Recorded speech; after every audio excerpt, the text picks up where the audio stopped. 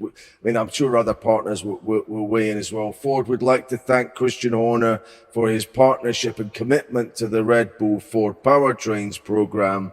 We remain focused on our joint development of the 2026 Red Bull Power Unit and our broader relationship with Red Bull, and we look forward to our return to the F1 grid in 2026. A short statement there. Short statement from Ford, and business continues as usual here at the Red Bull factory. But right there, just beyond the flagpole, is an empty office. That was Christian Horner's office.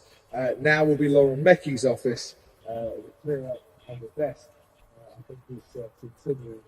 But for the moment, it lies without an occupant.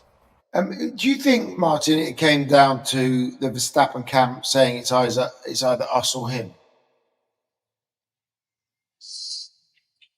I don't know, but what's absolutely clear is that the Verstappen camp have been lobbing in hand grenades for quite some months now, and some of them have gone off.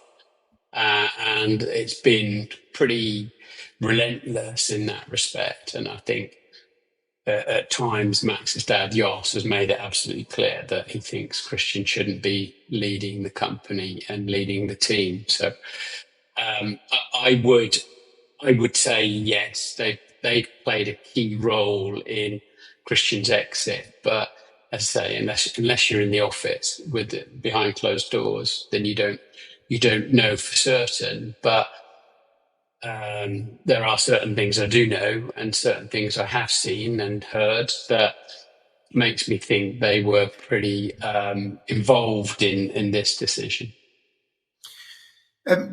Going on to then where we think he might end up, as we mentioned, there were two options potentially. We know that Fred Vasseur's been under a bit of pressure at Ferrari lately, and you wondered actually with those stories, with what we're now, with the benefit of hindsight now, seeing those stories linking Christian with Ferrari a month or so ago, you wonder if he actually realised perhaps that the writing Ted was on the wall. Could you see him ending up at somewhere like Maranello? I mean, they chopped and changed.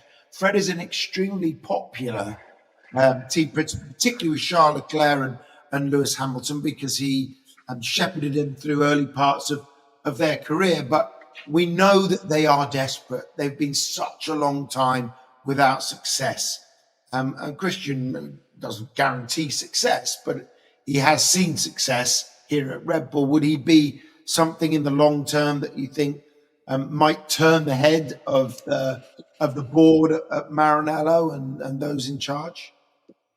I mean, a couple of months ago, since the events of Bahrain last year, Christian's kind of MO has just been, let's get through this. It's business as normal. I'm still in charge. We can get through this. He's survived all of that. Since then, he had an approach from Ferrari, and if he thought he wasn't going to survive, then he might have taken that a little bit more seriously. But with his family, with his three kids, does he really want to uproot all of them? Does he want to go and live in Italy by himself? Would he want to bring the three kids out of school? Would his wife move to Italy as well? So I think for those reasons, for that personal reason, firstly, and secondly, that maybe he saw resurrecting Ferrari as a job, a non-Italian speaker and someone who doesn't really know it would be a little bit of a too steep a hill to climb. Much better if he thought that Alpine was an option, another British-based team with Flavio there, with a team that's very like Red Bull. In fact, most of Enstone and Milton Keynes kind of join in each other. A lot of people in Enstone are ex-Red Bull and vice versa. That would be a much easier place for him to go. So I think the Ferrari option, tempting as it might have been, especially a few months ago, knowing what was going to happen today, he might have thought, oh, maybe I should have taken that. But I think he already made his mind up not to do Ferrari. And if Alpine is an option, then that's a much better way to go.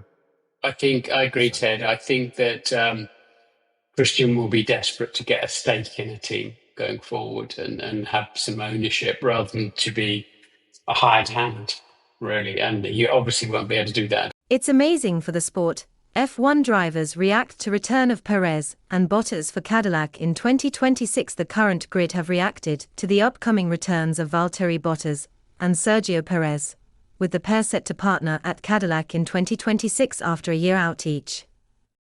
The F1 paddock has been reacting to the news that Sergio Perez and Valtteri Bottas will both return to the grid for Cadillac in 2026, with a number of drivers welcoming the announcement, as well as giving their take on the challenge ahead for the veteran racers.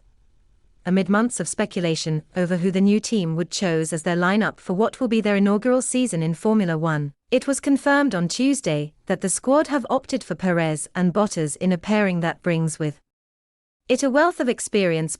One of the first to give their reaction during Thursday's media day at the Dutch Grand Prix was Max Verstappen, Perez's former teammate at Red Bull between 2021 and 2024. The world champion said, "When I saw the news come out, I sent a message to him. Of course, I'm very happy for him that he got a seat. He's a great guy and we always got along very well, so I'm happy to see him back on the grid. How he's going to perform, I think, will also depend on how good the car is going to be, so it's a bit difficult to say at the moment. But it's a new opportunity, and I'm sure he's very excited for it."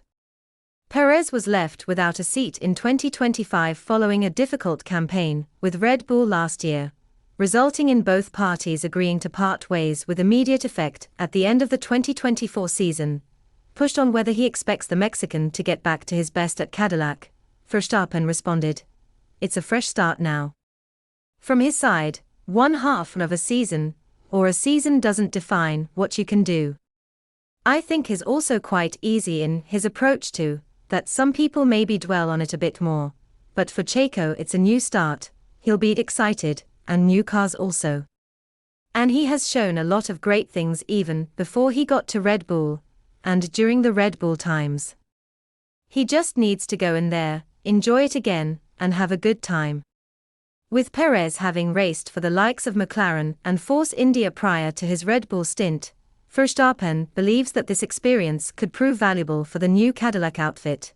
He has driven for a lot of different teams, so he knows a lot of things about how teams work, the Dutchman explained. Every single team works a little bit in a different way, so that's already, I think, a very interesting trait. That sometimes it's nice to understand what people are good at, or what some are worse at. That's how it goes. Another driver to understand the benefit of experience is Fernando Alonso, who echoed Verstappen's view when asked about Cadillac's decision to opt for that asset over youth. "It brings for sure some good things in the way that you understand the cars, you understand the needs," said the Aston Martin driver. They both have been working with top teams, Valtteri and Mercedes, Checo and Red Bull, so they know the philosophy that you need to apply every weekend to stay at the top. I think for a new team, for sure, they bring some great experience and some great value.